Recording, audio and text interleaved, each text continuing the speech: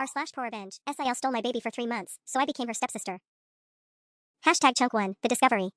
I was standing in my kitchen at 11 p.m. on a Tuesday when my entire world cracked open like an egg. My phone buzzed with a notification from Facebook, something I barely checked anymore since becoming a mother. Between the 3 a.m. feedings, the diaper blowouts that somehow defied physics, and the soul-crushing exhaustion that came with caring for a 3-month-old, social media felt like a relic from someone else's life. But the notification had tagged me in a photo, which was unusual enough to make me curious. I clicked it. The image showed my daughter, lying in a bassinet decorated with pink ribbons, wearing the exact outfit I dressed her in that morning. The caption made my blood stop moving through my veins. Finally got to take my baby girl home. So blessed to be a mommy. 3 months in and I can't imagine life without her. #proudmom, #newbornbliss, #mommylife. Posted by Jennifer Martinez. My sister-in-law. My hand started shaking so badly I nearly dropped the phone. I read it 3 times, convinced I was misunderstanding something. Surely this was a mistake. Surely Jennifer had written something else, or the photo was from someone else, or I was having some kind of postpartum psychosis episode where I was misreading basic English. But no. The comments below were worse. So much worse. "Oh my god, Jen, she's gorgeous," from someone I didn't recognize. "I had no idea you were pregnant. You kept it so private," from my husband's cousin. "Congratulations. How is motherhood treating you," from someone with a medical degree after their name. My daughter's actual birth date was in the comments. The hospital name. The weight and length. Everything. Everything that was mine. Everything that belonged to me and my husband and the 3-month journey of survival and bonding and the most difficult and beautiful period of my entire life. I called my husband, Marcus, immediately. He picked up on the second ring. He was in the guest room working late, something he'd been doing more and more of lately.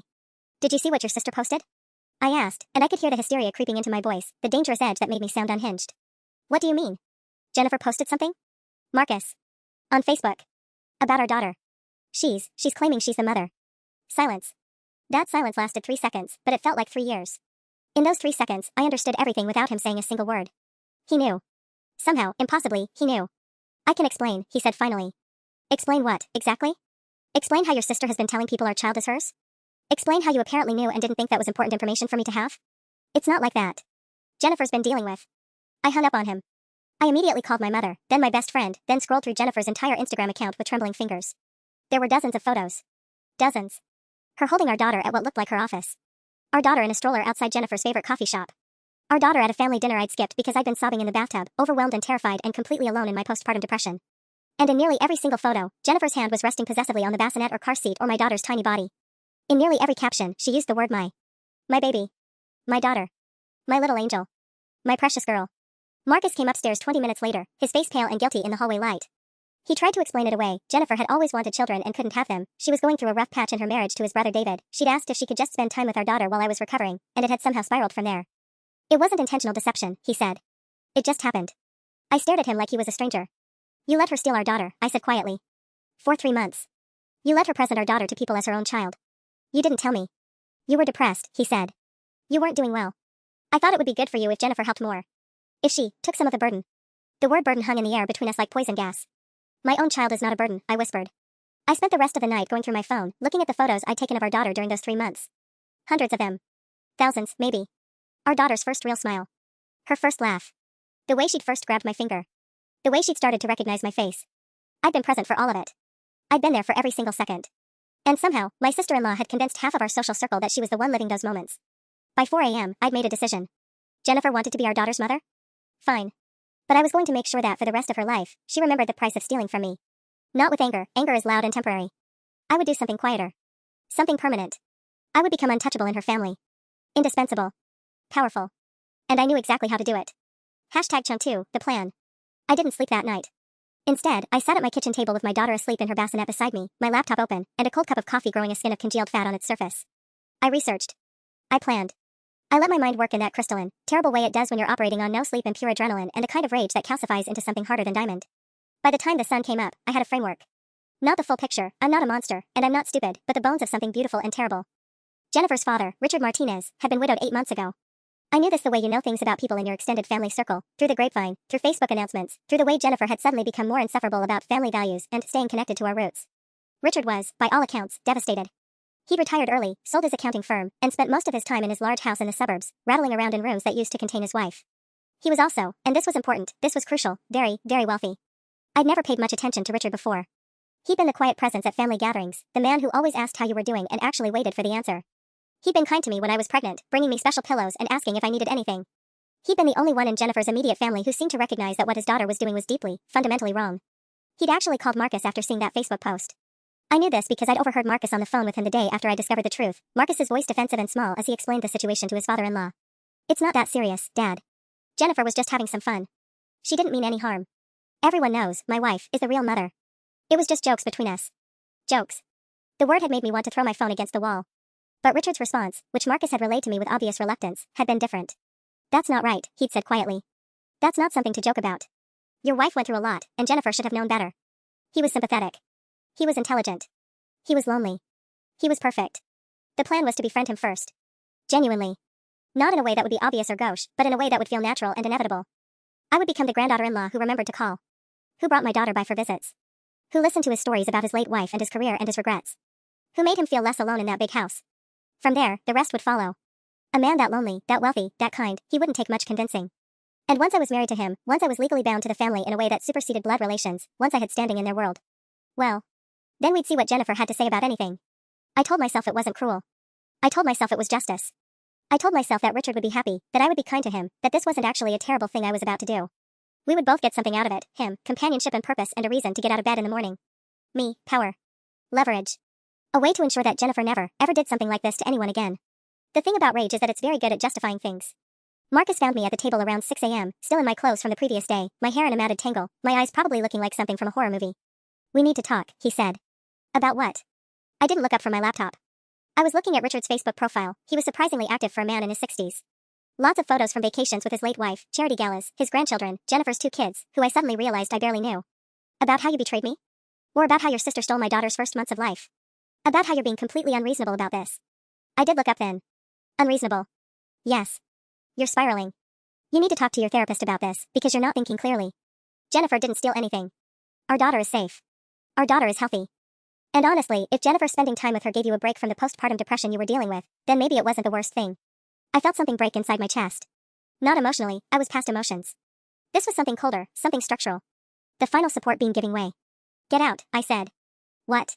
Get out of my house. I want you to leave. This is my house too. I don't care. Get out. Take some clothes and your work laptop and go stay with David for a while. I can't look at you right now. He tried to argue, but I wasn't in a place where arguments mattered. I'd moved past trying to make him understand. He'd made his choice 3 months ago when he decided that his sister's emotional comfort was more important than my maternal identity. He'd made his choice every single day he said nothing. And he'd made it again just now, when he defended her. That was fine. That was actually helpful. Because now I didn't have to feel guilty about what I was about to do. After he left, and it took him 40 minutes to pack a bag, during which time I sat at the kitchen table and didn't look at him, I called my mother. I'm going to need some help, I told her. With the baby. I need to go out for a while. Build my social life back up. Get out of the house. My mother, who had been furious with Marcus and Jennifer for the past 24 hours, agreed immediately. Of course, honey. Whatever you need. You deserve to have your life back. I'm going to need you to not ask too many questions about what I'm doing, I added. There was a pause. What are you planning? Nothing illegal. Nothing that will hurt anyone who doesn't deserve it. That's all I can promise you. Another pause. Then, okay. I'll help. That afternoon, I put on real clothes for the first time in 3 months. I did my hair. I put on makeup. I looked at myself in the mirror and barely recognized the woman looking back, harder, colder, with eyes like a predator's. Tomorrow, I would call Richard and ask if I could bring my daughter by for a visit. I would smile and be gracious and grateful for his kindness. I would start building the architecture of my revenge. Jennifer had taken 3 months from me. I was going to take the rest of her life. Hashtag chunk 3, the first visit. The voicemail I left for Richard was carefully calibrated. Warm, but not eager. Grateful, but not obsequious. I'd rehearsed it 3 times before hitting send. Hi Richard, it's your daughter-in-law, well, I guess technically your son's wife. I hope I'm not bothering you. I was thinking about how kind you were when I was pregnant, and I realized I never properly thanked you. My daughter is getting to the age where she's becoming more interactive, and I thought you might enjoy meeting her properly. Maybe this weekend? No pressure at all. I know you're probably busy. He called back within 20 minutes. You're never a bother, he said, and something in his voice, a kind of relief, like I'd offered him something he'd been desperately needing, made me feel like a monster for approximately 10 seconds. Then I thought about Marcus's voice on the phone defending Jennifer. Asterisk jokes. Everyone knows asterisk. The monster feeling passed. We arranged for Sunday afternoon. He gave me his address, which I already had from my research, and suggested I come around 2 o'clock. I'll make lemonade, he said. Do you think your daughter drinks lemonade yet? How old is she? Almost 4 months, I said. And no lemonade for her yet, but I'd love some. After I hung up, I felt the first tremor of genuine doubt. Richard sounded so genuinely excited. So lonely. The kind of lonely that makes a person's voice crack slightly on the vowels. I pushed it down. Jennifer had been lonely too, probably, desperate for attention, desperate for identity, desperate enough to steal someone else's baby and parade it around like it was an accessory. That was the story I needed to tell myself. That Jennifer deserved this. That everyone deserved what was coming to them. Monday morning, I got a text from Marcus. Asterisk, can I come home? I'm sorry. I wasn't thinking clearly. Jennifer wasn't thinking clearly. We were both wrong, asterisk. I stared at the message for a long time. The apology was there, complete and humble, the kind of apology I'd been waiting for. 3 days ago, it would have saved everything. Now it felt like a trap. I need more time, I texted back. Asterisk, stay with David for another week. We'll talk after that, asterisk. He responded immediately. Asterisk, I love you. Please know that I love you and our daughter more than anything, asterisk. I didn't respond. Love, I was learning, was not the same as loyalty. Love was not the same as choosing your wife over your sister. Love was not the same as protecting the person who had given everything for you. My mother arrived Thursday afternoon with groceries and an expression of careful non-inquiry. She'd always been good at that, at helping without judging, at supporting without asking for the full story. I sometimes wondered if she suspected something, but I'd meant what I said about not asking questions. You look good, she said, taking in my appearance. I'd been taking care of myself with a deliberation that felt almost manic. New clothes. Regular showers. Hair treatments. The kind of self-maintenance you do when you're becoming someone new. You're getting your light back. I'm feeling better, I lied. On Saturday night, I couldn't sleep again. Not from rage this time, but from something more complicated, a kind of anticipatory dread mixed with excitement, the feeling you get before an exam you've been studying for too long. I went through my closet 3 times. I needed to look good but not overdone. Attractive but not obviously trying. Like I was just naturally someone worth knowing. I finally settled on a cream linen dress with a subtle pattern, the kind of thing that photographs well and photographs tastefully. I did my hair in loose waves. I kept my makeup minimal but polished. When I looked in the mirror Sunday morning, I saw someone I didn't recognize, someone soft and appealing and fundamentally dishonest. The drive to Richard's house took 40 minutes. My daughter slept in her car seat the entire way, which felt like a sign of something. Of what, I wasn't sure. Approval or condemnation, maybe. I wasn't sure I believed in signs anymore. Richard's house was exactly what I'd expected, a large colonial in an upscale suburb, the kind of place that screamed inherited wealth and good taste. The landscaping was slightly overgrown, the kind of neglect that comes from not caring about appearances anymore. The front door had a wreath that looked like it hadn't been updated since his wife died. He answered on the second knock, and I had a moment of genuine guilt when I saw his face. He looked older than his Facebook photos suggested, and infinitely sadder. He looked like someone who'd been waiting a very long time for someone to come see him. Come in, he said, stepping back. Let me take the car seat, careful on the step there. The interior of the house smelled like old wood and lavender sachets. There were photos everywhere, Richard and his wife through the decades, Richard with Jennifer and her children, Richard at various charity events looking important and powerful. And then, notably, there were places where photos had been removed, leaving ghost rectangles on the walls. I haven't done much with the place, Richard said, looking around as if seeing his own house for the first time. Margaret always did the decorating, and well. It's hard to know what to change and what to keep. It's beautiful, I said, and meant it. It was also deeply sad in a way that made me feel the ghost of my humanity. He'd set up in the sunroom. There was lemonade with fresh mint, cookies from what looked like an expensive bakery, and a small gift-wrapped box sitting on the side table. I wasn't sure what she liked, he said, gesturing at the gift. So I got something neutral. You can exchange it if it's not appropriate. You didn't have to, I started, but he waved me off. I wanted to. It's a long time since there's been a baby in this house. Jennifer's kids are teenagers now. I miss the infant stage. It's so fleeting. I spent the next 2 hours playing a role so carefully constructed that I almost believed it myself. I laughed at his stories. I asked about his late wife with what felt like genuine compassion. I let him hold my daughter when she woke up, and I saw something in his face shift, a kind of settling, like he'd been holding his breath for 8 months and had finally exhaled. When I left, he walked me to the car and held the door open. Will you come again? He asked. I'd like that, I said. And the terrible thing was, I meant it. Chunk 4, the architecture of seduction. The visit became a weekly ritual. Every Sunday at 2 o'clock, I drove to Richard's house with my daughter, and for 2 to 3 hours, I became the daughter he'd lost, not Jennifer, never Jennifer, but something better. The perfect version of what a daughter should be. Someone who listened. Someone who cared. Someone who looked at him like he mattered. It was easier than I'd expected, which told me something dark about human nature. Richard had so little, just the remnants of a life built by someone else, a wife who'd managed all the details while he made the money, and children who'd grown up and moved on with their lives. He was starving for attention in a way that made my carefully constructed warmth feel like actual nourishment. Tell me about Margaret, I said during the 3rd visit, and he lit up like I'd given him permission to exist again. He talked for 40 minutes about their wedding, their honeymoon in Italy, the way she'd laughed at his jokes. I listened with a kind of rapt attention that felt performative at first, then gradually less so. It was hard not to feel something genuine when someone was telling you about the absence that had hollowed them out. She would have liked you, he said, and I felt the weight of that. Jennifer was always so competitive. Always needed things, needed to prove things. Margaret tried so hard with her. But you have Margaret's kindness. That quiet grace. I wanted to vomit. Instead, I smiled and squeezed his hand. Marcus came home during the 2nd week. I'd been steeling myself for it, rehearsing my expression in the mirror like I was preparing for a performance. When he walked through the door, our daughter reached for him immediately, and the instinct to pull her back was so strong I had to physically restrain my arms. He looked destroyed. His face had the hollowed-out quality of someone not sleeping, not eating, running on fumes and desperation. When he tried to embrace me, I let him, but I didn't embrace back. I stood in his arms like a statue, and felt him register the change in me with the kind of visceral understanding that comes from knowing someone completely.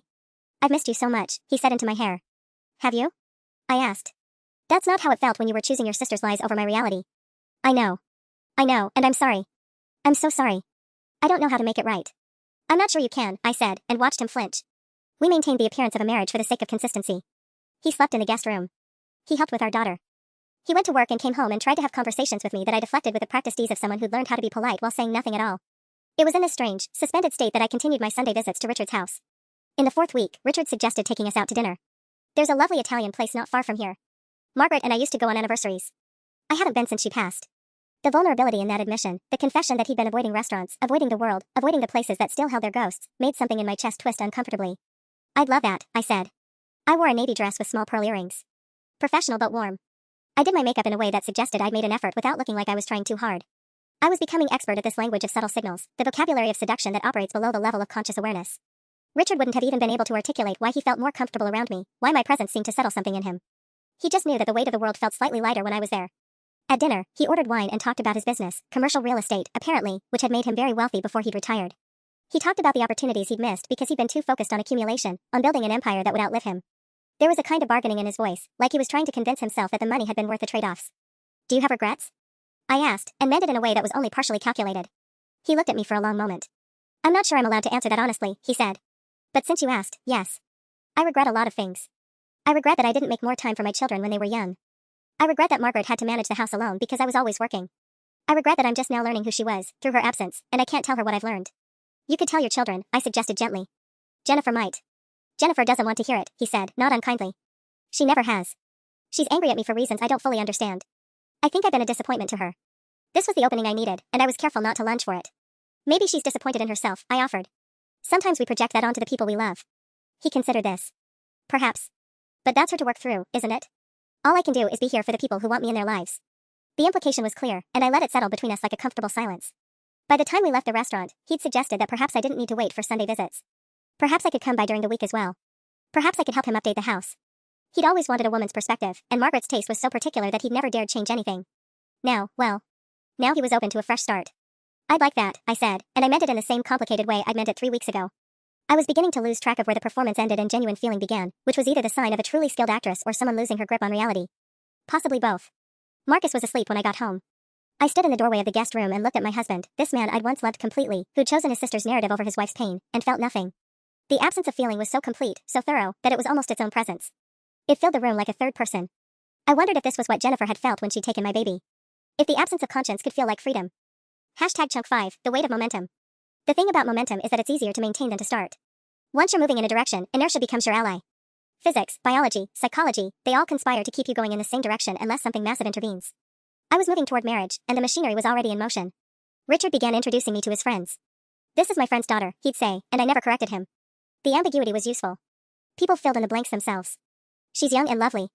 She must be family. She must be important to him. The story wrote itself without my assistance. His attorney called one Tuesday. Richard had apparently mentioned, casually, over dinner, that he was thinking about updating his will. He wanted to ensure that the people who truly cared about him were taken care of. The attorney was calling to schedule a consultation. Richard handed me the phone with an expectant expression, and I realized with a clarity that was almost nauseating that he was asking me to confirm my availability for the appointment. He was planning to leave me money. I should have felt triumph. This was the point, wasn't it? This was the endgame. But what I felt instead was a strange vertigo, as if I'd been moving so carefully across a tightrope that I'd forgotten I was in the air at all, and suddenly someone had pointed out the distance to the ground. Of course, I told the attorney. I'd be happy to help however I can. That night, I sat across from Marcus at dinner, an actual dinner, where he'd asked me to sit with him while he ate. Our daughter was asleep. The house was quiet in a way that felt fragile, temporary. I need to know what's going on, he said. With your father. I'd miscalculated. I'd assumed that Marcus was too wrapped up in his own guilt and confusion to pay attention to my movements, but apparently someone had told him. Jennifer, probably, fishing for information or trying to poison the well. I've been visiting him, I said carefully. He's lonely. I thought it would be kind. Don't, Marcus said. There was something in his voice I hadn't heard in months, a firmness, an actual boundary. Don't do whatever you're doing. Whatever this is, I'm asking you not to do it. I'm spending time with your father, I said. Is that not allowed? You know what it is. He looked at me with something like desperation. I can see it. I can see how you're with him. And I know why you're doing it, and I get it, I do. I understand why you're angry at me, at all of us, but this isn't the answer. What would be the answer? I asked, and I genuinely wanted to know. What's the appropriate response to having my daughter stolen and my suffering treated like a punchline? What would satisfy you, Marcus? What would make this right? I don't know, he said, and his voice broke. I don't know, and I'm sorry. I'm sorry every day. But hurting my father isn't justice. It's just cruelty. He's not being hurt, I said. He's being cared for by someone who actually listens to him. He's being seduced by someone he thinks cares about him, Marcus said quietly. Don't you see how that's cruel? He's vulnerable. He's grieving. And you're using that. The accusation hung between us like a challenge, and I wanted to refute it, but we both knew it was true. That was the thing about the truth, it didn't require agreement to exist. Your sister stole 3 months of my daughter's life, I said, and my voice was steady in a way that felt inhuman. She stole my identity as a mother. She made me the punchline of her ambitions. And your father, he raised the person who did that. He didn't stop it. He didn't even know about it, which means he raised a daughter he doesn't understand at all. So no, Marcus, I'm not particularly concerned about his vulnerability. Then you're not the person I married, he said. No, I agreed. I'm not. Your sister made sure of that. He left for the office early the next morning. I heard him on the phone before he left, voice low, urgent. Damage control. I wondered who he was calling. Jennifer, probably. His therapist. A divorce attorney, maybe, though we both knew he didn't have the moral clarity to actually follow through on that. He needed someone to reassure him that he was a good person despite his choices, and I was no longer interested in providing that absolution. Richard called that afternoon. I was thinking, he said, about a trip. Perhaps in the spring. I've never taken you anywhere. I'd like to show you Italy, Margaret's, and my favorite places. Would you be interested? Italy. A honeymoon location. A romantic gesture from a vulnerable elderly man who was beginning to see me as a second chance at the life he'd already lived. I'd love that, I said. By the time I hung up, I'd become something different. Not quite a con artist, not quite a fiancé, but something liminal and strange. A person serving multiple narratives at once. To Richard, I was a daughter he'd never had. To Marcus, I was a stranger wearing my own face. To Jennifer, I was still the woman she'd wronged, though she had no idea how thoroughly I'd moved beyond anger into something more comprehensive and terrible, the systematic deconstruction of her family's emotional architecture. My daughter asked me that night why Daddy was sad. He's learning something difficult, I told her, and ran my fingers through her hair while she curled against me. This child whose first months were stolen. This child who would never know what I'd lost, but whose security depended on my ability to navigate this chaos without breaking. Will he be okay? She asked. I didn't answer, because I didn't know. I didn't know if any of us would be okay. I just knew that forward was the only direction available, and I was committed to the journey, regardless of where it led. The momentum was too strong to stop now. #chunk 6, the fracture point. The invitation arrived on a Friday, cream-colored cardstock with embossed lettering, the kind of thing that used to make me feel special before I learned that special was just another performance with a price tag attached. Richard's Country Club was hosting a gala. A small affair, his invitation read, for esteemed members and their families. He'd already RSVP'd for 2. He was planning to introduce me publicly. Not as his friend's daughter anymore, but as something more defined. Something with weight. I should have been elated. This was the next step in the choreography I'd been so carefully executing. But when I called Marcus to tell him about the gala, to mention casually that his father wanted me there, something cracked in the careful control I'd been maintaining. Don't, Marcus said immediately. No preamble, no greeting. He'd been waiting for this call. I know what you're doing. I've known for weeks now, and I've been trying to give you the benefit of the doubt, trying to believe that maybe you were just processing your anger, but the gala is too far. You're going to humiliate my father in front of everyone he knows. I'm attending a social event with a friend, I said calmly. That's not humiliation. That's friendship. He's 73 years old, and you're 28. Nobody is going to see friendship. They're going to see a young woman using an old man's loneliness, and they're going to talk about it for years. His reputation, his legacy. His reputation, I interrupted, is that he raised a daughter who felt comfortable stealing someone's child. His legacy is Jennifer. So forgive me if I'm not particularly concerned about protecting it. There was a long silence. I could hear him breathing on the other end of the line, could almost see the expression on his face, the one he wore when he was confronting something he couldn't rationalize away. You become someone I don't recognize, he said finally. Good, I said. Because I don't recognize you either. I hung up before he could respond. That night, I stood in front of the mirror with the dress I'd purchased for the gala. It was expensive, Richard had insisted on paying, and it was beautiful in a way that made me look older and more sophisticated. The kind of dress that said I belong in this world now, the kind of dress that made it impossible to ignore the age gap, the inherent strangeness of the pairing. The kind of dress that screamed story to anyone who looked at us for more than 3 seconds. But there was a problem I hadn't anticipated. Jennifer called at 11 o'clock at night, which meant she knew. Marcus had told her, or she'd found out through the network of anxiety that connected the family like exposed nerves. Her voice was different than I'd ever heard it, not angry, not defensive, but genuinely afraid. Why are you doing this? She asked. No greeting, no preamble. Just the question, raw and desperate. I don't know what you mean, I said, but we both knew that was a lie. You're going to marry my father. I can feel it. That's what this is. That's where this is going, and I need you to tell me why. Was stealing your daughter not enough? Do you need to own my family completely? I almost laughed. The inversion was so perfect, so absolute. She'd stolen 3 months of my maternal identity, and now she was watching me systematically dismantle her family, and she was experiencing it as a violation. She was experiencing it the way I had. And instead of satisfaction, what I felt was a strange, disorienting nausea. Your father is a lonely man who deserves companionship, I said. If that companionship happens to come from me, and if that bothers you, I'd suggest examining why a woman spending time with your father feels threatening to you. Because I know you, Jennifer said. I know this is revenge. I know you're using him to hurt me, and it's going to work, it's already working, and I can't stop it, and that's what's killing me. You've already won. You've taken my father. You've taken my brother's family apart. What more do you want? I want you to feel what I felt, I said, and I meant it with a clarity that was almost painful. I want you to understand what it means to be powerless while someone else controls your identity, your reputation, your relationship with your child.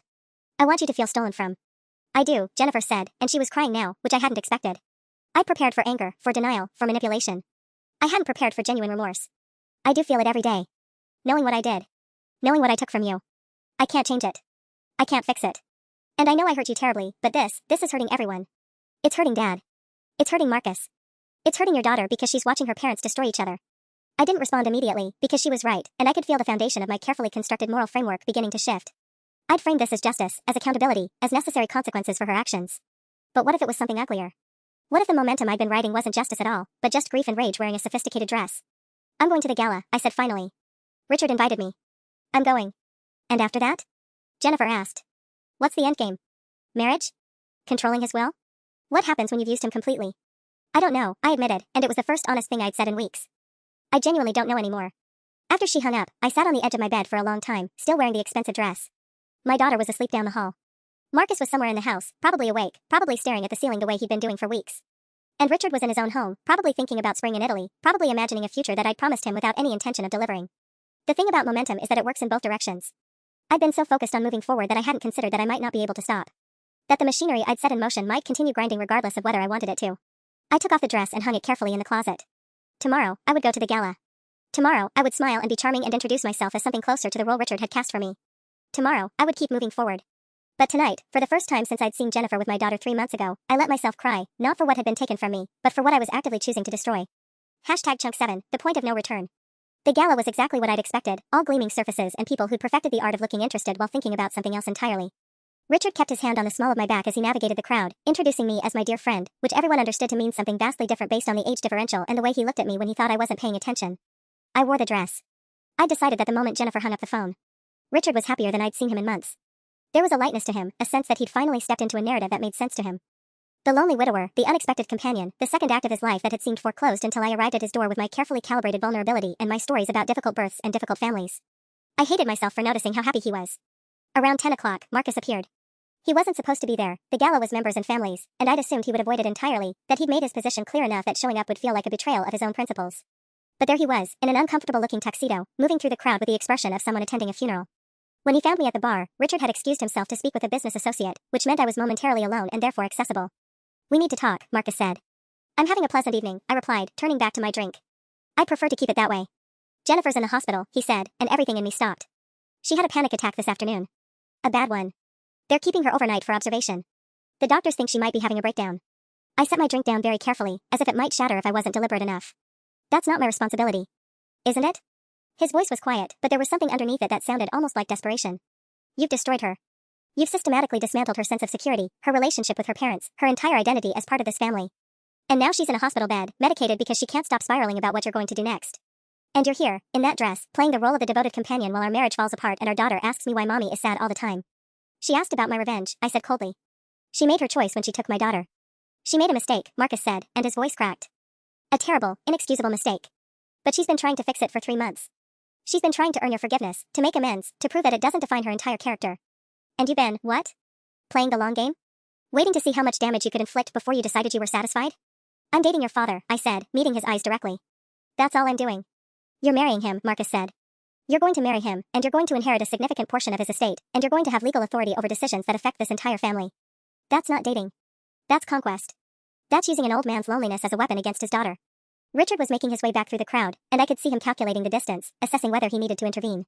He was the kind of man who'd learned long ago how to manage situations, how to smooth over complications with strategic charm. You need to leave, I said to Marcus. Not until you tell me what you want, he said. Not until you give me something to work with.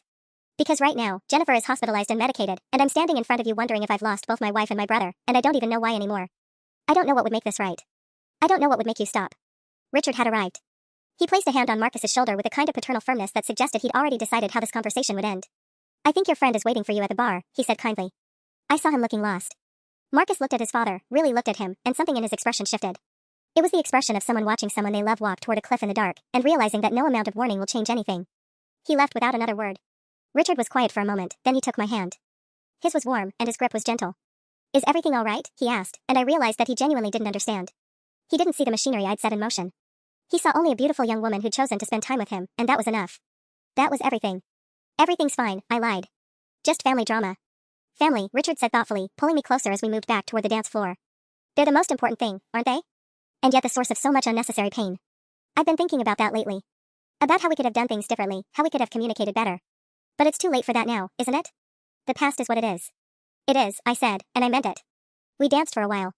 He was a surprisingly good dancer, graceful and attentive, the kind of man who'd spent his entire life learning how to make people feel like the center of the universe. I could see why Jennifer had loved him, why he'd been a good father. He had that capacity for genuine attention that most people lose somewhere in their 20s. At midnight, he asked me to marry him. It wasn't a surprise. I'd been expecting it, had engineered every moment to make it inevitable. But the way he asked, there on the dance floor, with the orchestra playing something classical and romantic, with genuine hope in his eyes, it felt like a rupture. Like the moment when performance becomes real and you can't quite tell which side of the line you're standing on anymore. Yes, I said, because the momentum was too strong now, because I'd committed to the direction and couldn't imagine reversing course, because saying no would require confronting everything I'd done and everything I was still capable of doing. He slipped a diamond ring on my finger, emerald cut, elegant, expensive, and everyone around us applauded as if we were in a movie, as if this was the kind of love story that deserved celebration.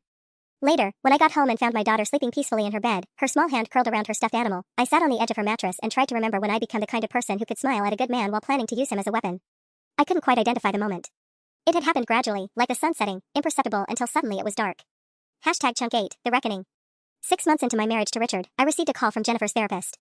It wasn't a breach of confidentiality. Jennifer had authorized the contact, had apparently spent weeks discussing me and what I'd done, and her therapist thought it would be beneficial if we had a conversation. I almost deleted the voicemail. Instead, I called back. We met at a coffee shop halfway between our houses, neutral territory that somehow felt more ominous than any confrontation could have. Jennifer was thinner than I remembered, her skin pale beneath carefully applied makeup. She looked like someone who'd been sick and was still learning how to be well again. I almost didn't recognize her as the woman who'd stolen my daughter. "Thank you for coming," she said, and her voice was small. Careful. Like she was speaking to someone who might bolt at any moment. "I'm not sure why I did," I replied, sitting across from her. I didn't think we had anything left to say to each other. "I know." She wrapped her hands around her coffee cup, not drinking it, just holding it. "My therapist says that revenge fantasies are a normal response to trauma, and that the people who carry them out often find that they're not actually satisfying. That sometimes the act of getting even makes everything worse instead of better." I said nothing. "Marcus won't talk to me anymore," she continued. "He moved into an apartment across town. He comes to see Lily on scheduled days, and he's kind to me, but there's this distance now. Like he's decided I'm someone he doesn't quite trust. And I deserve that. I know I deserve that. But it's killing him, and that kills me, and I don't know how to fix it. You took my daughter," I said quietly. "You took 3 months of my life. You made me feel like a ghost in my own family." "I know." Her eyes filled with tears. "I know, and I'm sorry. I've been sorry every single day.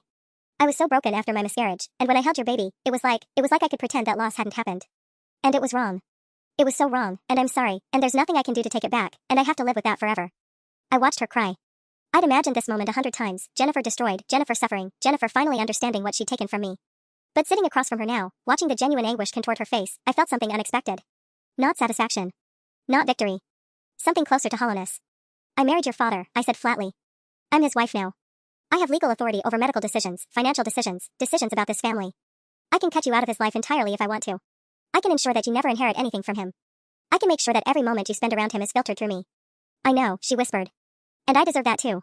The acceptance in her voice was worse than any defense could have been. It meant that my revenge had already done its work. She'd already internalized her own destruction. She was already living in the hell I'd constructed, and me describing it to her was just narration of a catastrophe already in progress. I left the coffee shop without finishing my coffee. I drove to the hospital where Jennifer worked. She was back on her nursing schedule, trying to rebuild some semblance of normal life, and I stood in the lobby for nearly an hour without going up to see her. I thought about how easy it would be to continue this. Richard loved me, or loved the version of me I'd constructed. My daughter was thriving. Jennifer was suffering. Marcus was estranged. Everything I'd orchestrated was operating exactly as planned. But when I got home that evening, I did something I hadn't planned for. I called Marcus. "I want to end this," I said without preamble. "And what?" His voice was guarded. "The revenge. The game. Whatever this is. I want it to be over." There was a long silence on the other end. "What brought this on?" "I met with Jennifer today," I said. "She's already destroyed. The damage is done. And I realize that I don't actually want to be the kind of person who does this. I don't want to be someone who weaponizes a lonely man's affection. I don't want to be someone who orchestrates suffering." "So you're going to leave him?" Marcus asked, and I could hear the desperate hope in his voice.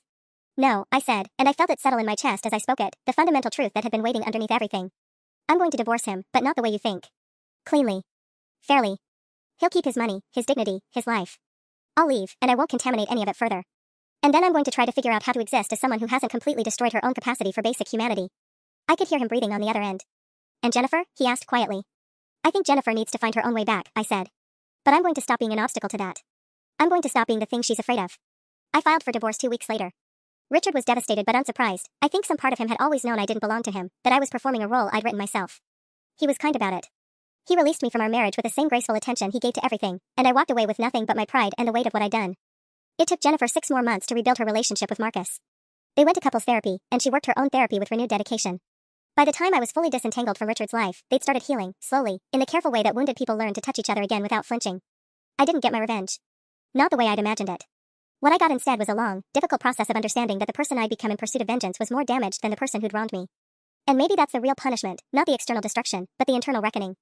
The moment you realize that you've sacrificed your own integrity to hurt someone else, and that the cost of their suffering is your soul. My daughter asked me once why Mommy and Richard weren't together anymore. I told her the truth. Sometimes people who aren't meant to be together realize it too late. And the bravest thing they can do is admit their mistake. I've been learning to be brave in smaller, quieter ways ever since.